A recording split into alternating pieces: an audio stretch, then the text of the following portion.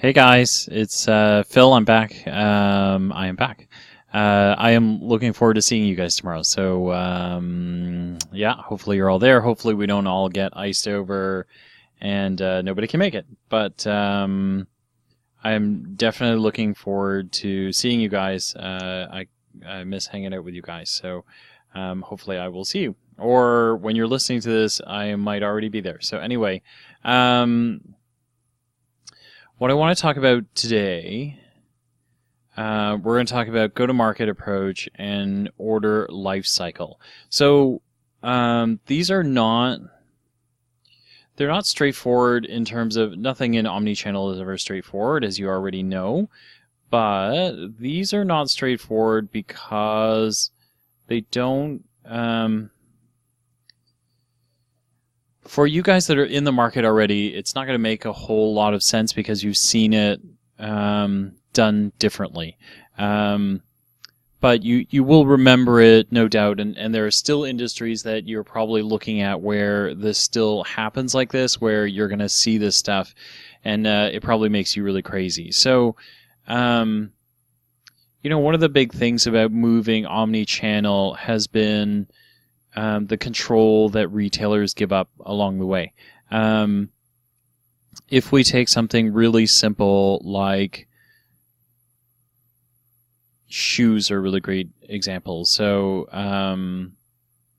running shoes is a really great example. And so if you kind of look at the market before, the market used to be retailers always went share of market, and they always knew who was in the channels. Actually, I'm not going to use shoes.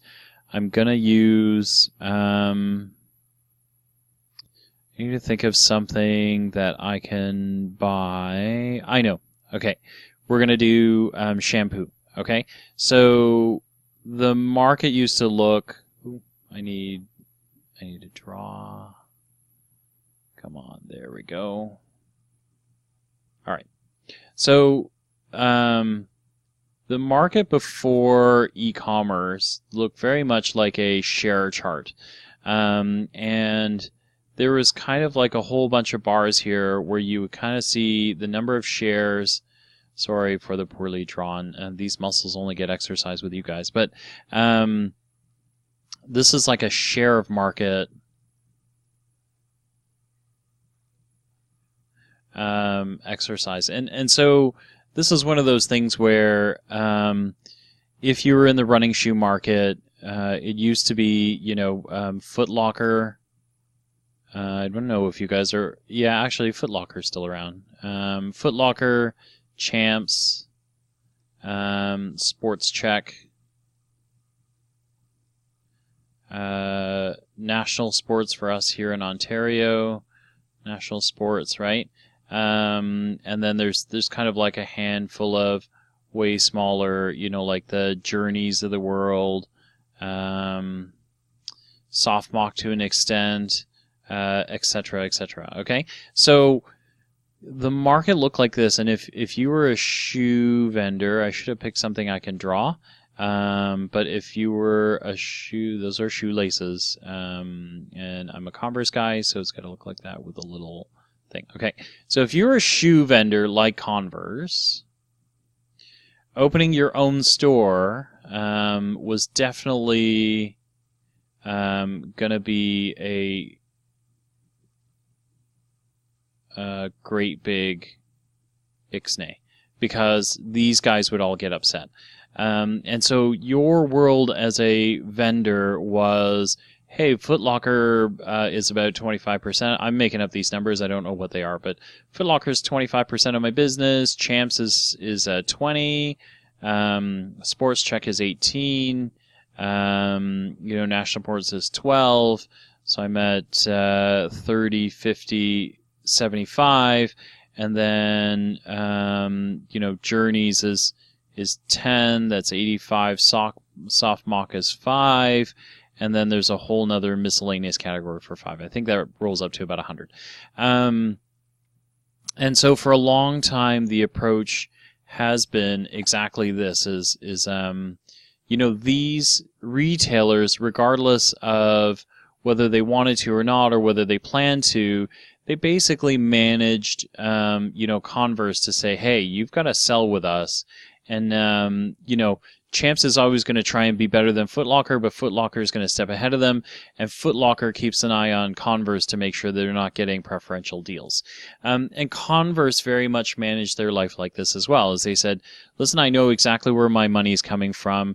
This was a very lucrative business because Converse would know that every year they would spend, they would net, I don't know, again, these are all fictitious numbers, but they're gonna do $100 million of business with Foot Locker, and so on and so forth, right? So whatever, let's say their total volume for the year was $500 million, which I think is a lot for Converse, but 25% of that gives you your market share, and you can kind of work it out from there. And so this is kind of how the world was managed for a very long time. At the bottom here, this last 5% was like mom and pops, right? So kind of independence, this last 5%. And so the world was very much managed like this, right? And so it was comfortable, right? So I would say the last 20, 30 years, it's been like this, right? Like this is the world. And so you can take Converse, and you can literally insert here, and you can insert any brand, any big conglomerate, Johnson & Johnson, P&G, Procter & Gamble, Kellogg's, Kraft, you name it, and they all operate in this sense. Okay, very orderly sort of fashion. And everything was managed this way, right? Let's say Converse had a special edition orange shoe, because orange is one of my favorite colors. And so if it was, Converse had 100 of these orange shoes, they would literally divide it by market share, and down you go. And so mom and pops didn't get anything, which is why, for 30 years, right, the consumer didn't go to mom and pops. Almost always they went to bigger chains, right? Because the offering wasn't as good. And that was because that was driven by these guys, which was driven by these guys. It just worked. And so what broke it? What broke was the internet broke it, right? The internet started to break it because all of a sudden this consumer, which was at the bottom of the decision set, right? You've seen this before. This consumer at the bottom now had the opportunity to go out and buy this Converse shoe from another market. Can I do that? I'm sorry. Very bad drawing skills, but anyway. I think that's South America, that's North America, this is Europe, right? Africa, Australia's over here. Anyway, and then Asia's over there. So all of a sudden this consumer had the ability to go out and buy from anywhere else in the world. And that really made these guys scared, because they said, no, here's what we're going to do is we're going to block this, right? We're going to block this sale by going back to Converse and saying, listen, you need to stop these other countries. You need to stop them from being able to ship their stuff here. And so if you sell a different shoe in Europe, which you most definitely do, we want you to block this off so that this is our market. And every country should have their own market. And that worked for maybe 10 years-ish, right? Until you had, folks like, until you got people like Alibaba, who started, Tencent. And of course, Amazon. eBay was another one that was really critical to kind of breaking the model and making things available to you. All of these started to change go-to-market approach, and that made these retailers nervous. Last week we talked about sports companies and how they all went out of business. Part of it was for that as well, is because they already had really set margins that they made money off of that they didn't know how to break.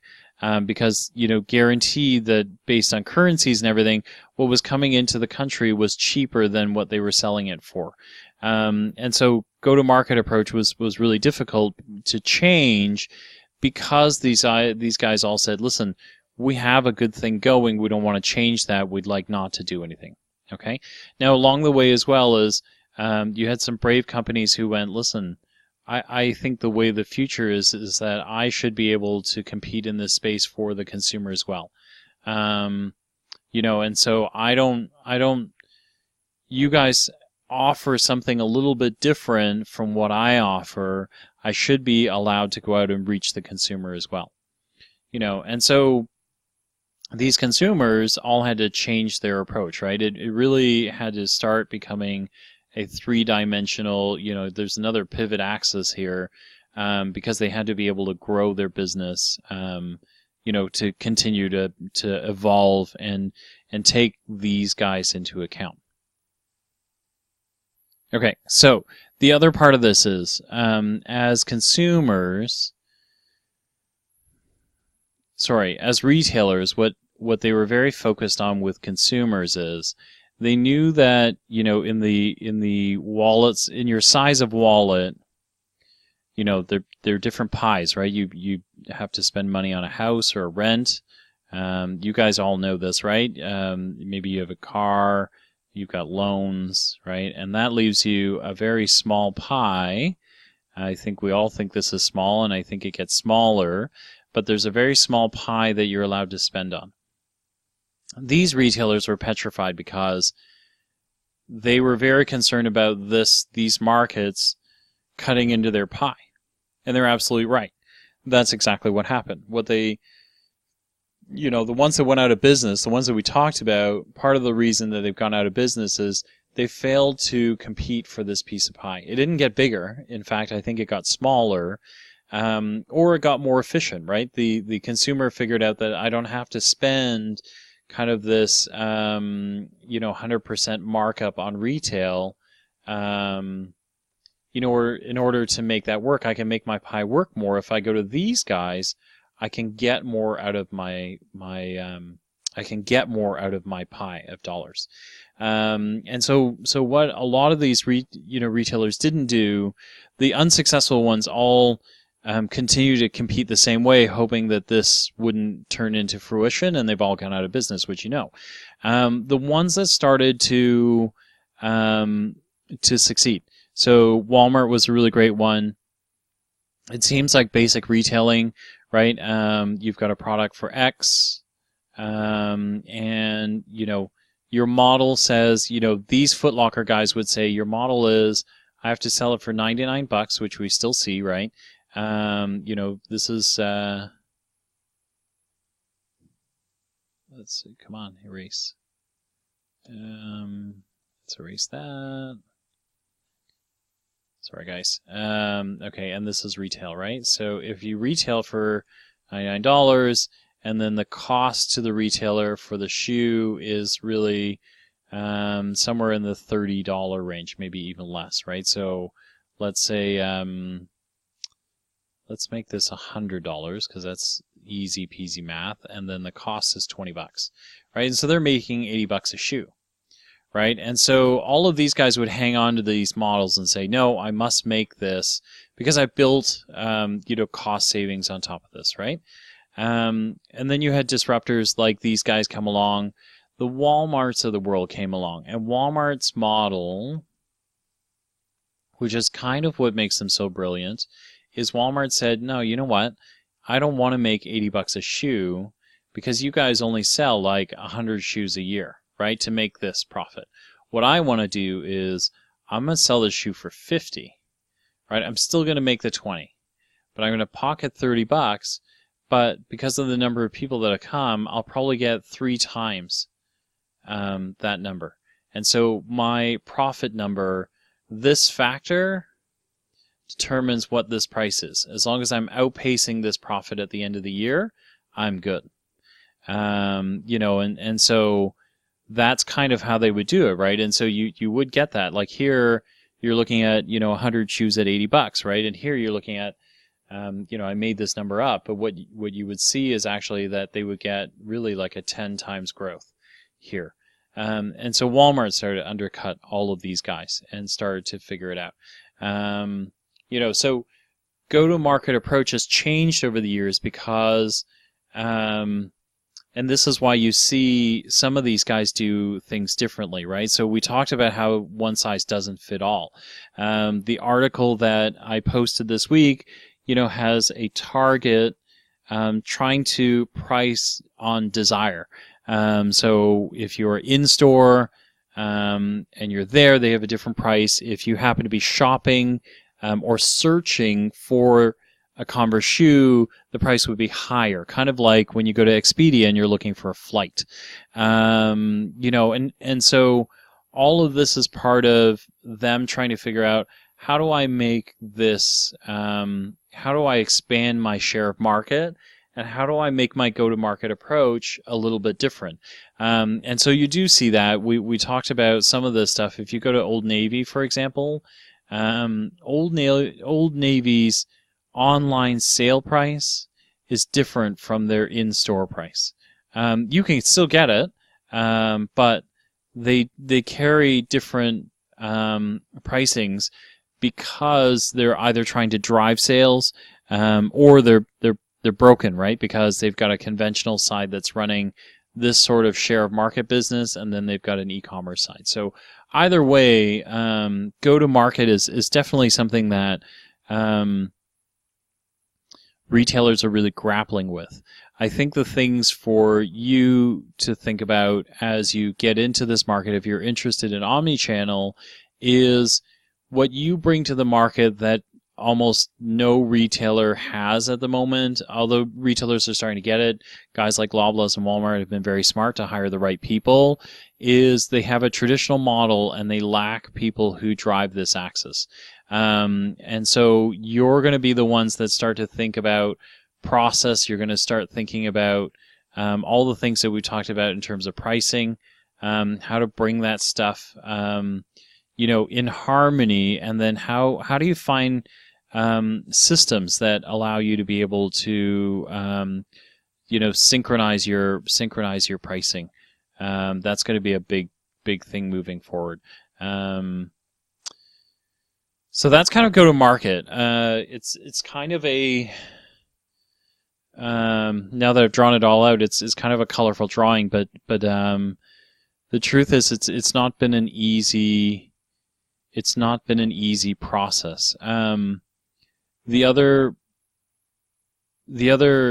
part of this that we'll get into is order life, but order life cycle, and that takes kind of on a life of its own.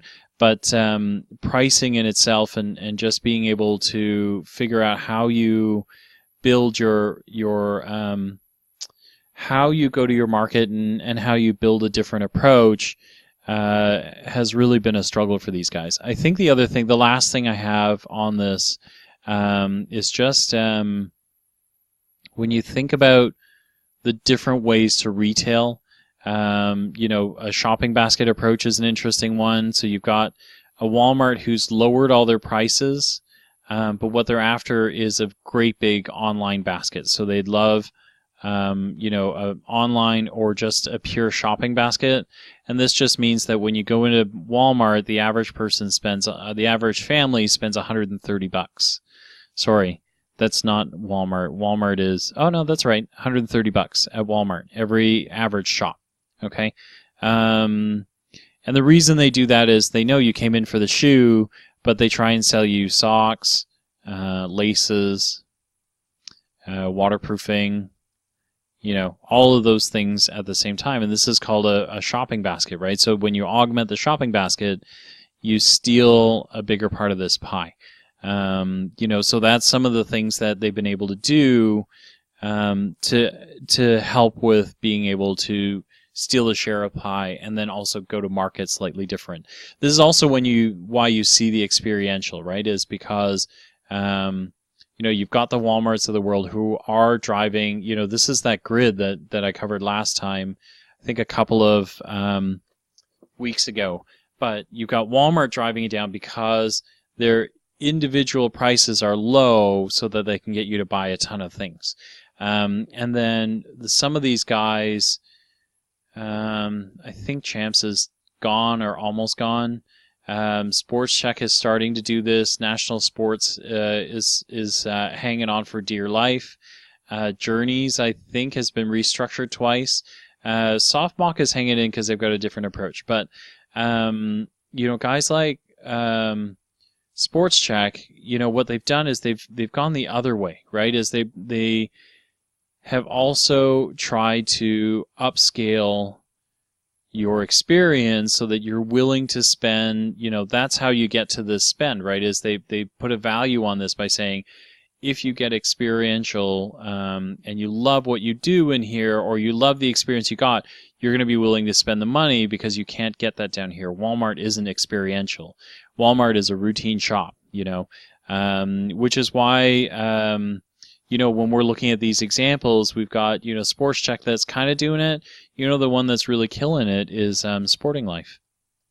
And I don't know about you, right? But Sporting Life for me, gosh, right? Like the same jacket you can buy somewhere else at Sporting Life is somewhere in the, like 3 times the price it's supposed to be.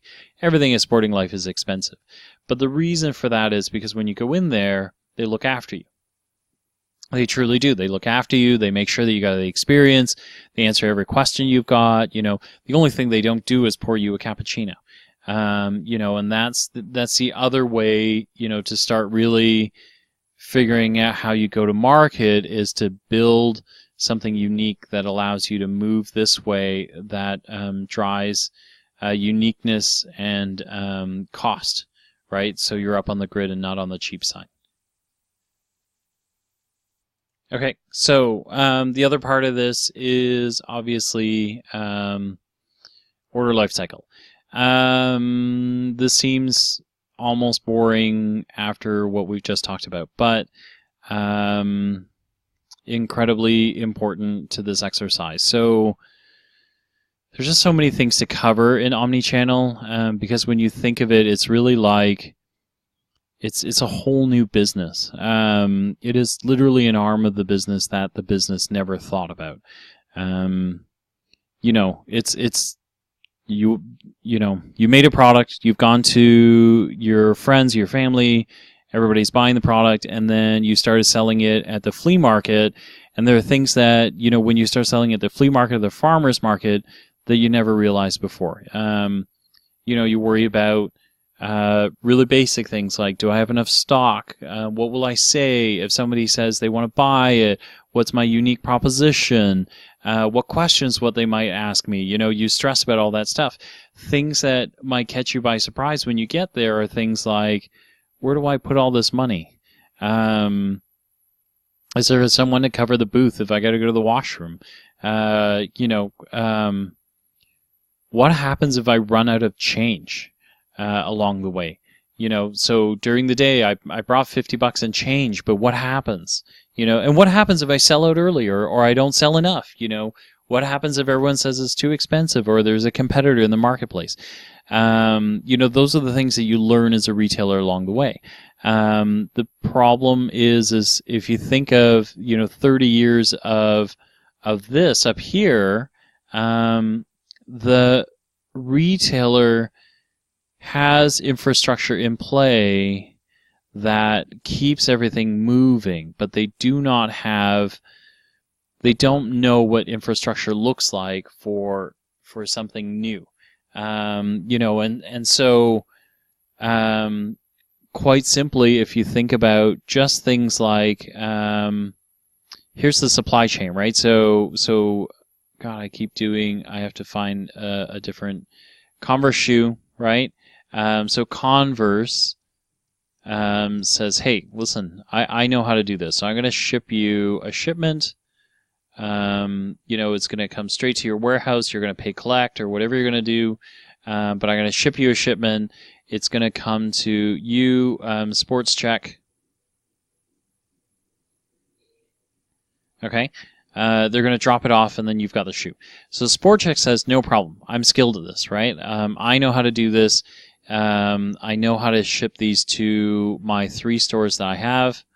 So I'm gonna take, in this truck there are 100 shoes, and they are packed in boxes of 10, with 10 inners, right? So when Sport Chek says no problem, I have actually 1, 2, 3, 4, 5 makes it nice and easy. So I have five shoe stores. I got 100 shoes. I'm going to put 50 in my warehouse, and then I'm going to ship each one of these guys 10 pairs of shoes. Okay? Different sizes, whatever it is. As Sport Chek, I figured out how to do this, and I can do it pretty quick. I'm going to ship you out, and then you guys all get your shipments. When you sell more, you can come back, and I can ship you more. Okay? So logistics-wise is great. No problem. And they know how to do this, right? And so the communication happens like this. Sport Chek says, Sport Chek says from head office, they say to Converse, hey, I'd like to buy shoes. I'm placing a PO. Converse says, no problem. I'm fulfilling the PO. I'm shipping the product into your warehouse. And then Sport Chek says, I got it. I'm a retailer. I know how to do this. I'm shipping out. Okay, so that's pretty simple. And this is kind of in reference to this point, right? Product availability, location, and its readiness for delivery. Now, where it starts to get broken is, Sports Chek says, I've launched sportscheck.ca.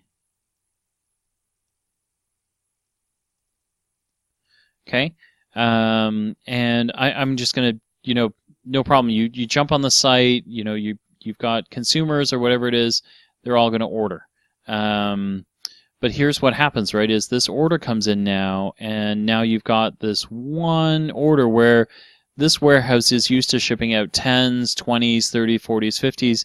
Think of any Sports Chek or sports store you've been into. They don't send individuals. They send everything in units.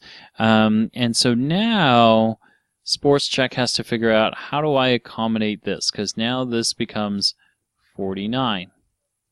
And then not only that, but now I have to allocate it to sportsnet.ca and then sportscheck.ca, and I have to mail it to this person. And then heaven forbid that this person says, hey, listen, it's the wrong shoe. I'd like to send it back. Because they don't have this infrastructure now to reverse this order. And this order doesn't necessarily reflect properly in this kind of product system. So part of the problems that start to emerge is they are not set up for consumer access. They've been set up for shipments. They're efficiently set up, and they're maximized for profitability based on massive shipments that go to stores. The equal and opposite dilemma is, Sports Chek allows this as you buy the shoe, and then Sport Chek says, the consumer says, listen, I got the wrong shoe, but I'm really close to store number 1, so I'm going to go back to store number 1 and return it and give them back a shoe. So now this store now has 11. So now this store has to now figure out, how do I send that information back, right? Or do I send the shoe back? What do you want me to do here, right? And so these are the sort of problems that start to come because, omni-channel delivery requires you looking at these systems and knowing that what you really have to do is start thinking about new ways to help these companies grow, because it's really almost like a totally separate division or a separate capability that not all of them have. The really interesting one is Canadian Tire. These are, I think, my perception is these are very duty sort of things, but I'm a guy and I love Canadian Tire. Their issue is in all of this, Canadian Tire actually owns Sports Chek, right? But the Sports Chek stores are actually all owned by Canadian Tire. Okay, so they are corporate stores. But on the other side, Canadian Tire stores are franchised. And so if you start to think about even how complicated it is, that Canadian Tire only owns the name, and then owns the ability to suggest to a franchisee what to sell, but can't actually control what they sell, changes how you do CanadianTire.ca as well. So I'll kind of throw that in there and kind of have you think about that. We can talk about that in class as well. But those things, really matter in all of this stuff. As you kind of work your way through these go-to-market and order fulfillment practices, the difficulties in here are, being able to have new payment terms. Because you're going to have the payment terms that we know right now are, things like 1% net 15 or net 45. And so basically that means, the payment that is due to us is due on the 45 within 45 days. And then if you pay us 1% early, within 15 days, we'll give you if you pay us early at 15 days, we'll give you 1% discount back. But this is really set up for suppliers. So that's very much designed as a relationship between these two guys, right? But to the consumer has none of these payment things. The consumer says, I paid, you ship me. And if I don't like it, I'll return it. And so now you've got to think about, again, payment terms that are different, right? Payment terms that aren't handled in store, payment terms that have to be handled and fulfilled at head office level. You've got to think about, if you think of all the finance systems, for all of you who have worked in offices and you've used things like SAP or Oracle, now you're thinking about, like, I need extra tie-ins to make my cash registers or my cash make sense from an individual purchase level because this guy has inserted himself in that process. So all of those things are in there. You have to think about bad people, what they're going to do. And then you have to start thinking about, like, how do we fix adjustments, right? So inventory adjustments between stores and warehouse.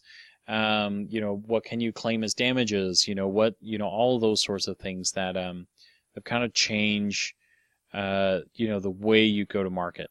Okay, now, the third one here, the third milestone, I've run out of colors. There are lots of colors. I know you guys know that. But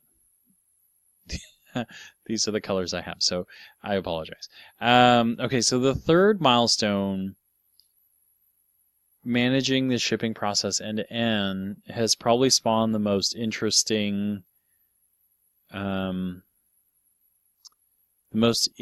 set of options out there. And it's funny, right? I've worked supply chain in my lifetime, but I never thought that supply chain would actually be interesting like this, but it is.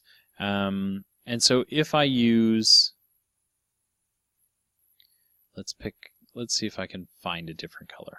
Let's pick, purple seems like a good color and not too thick. All right. Okay.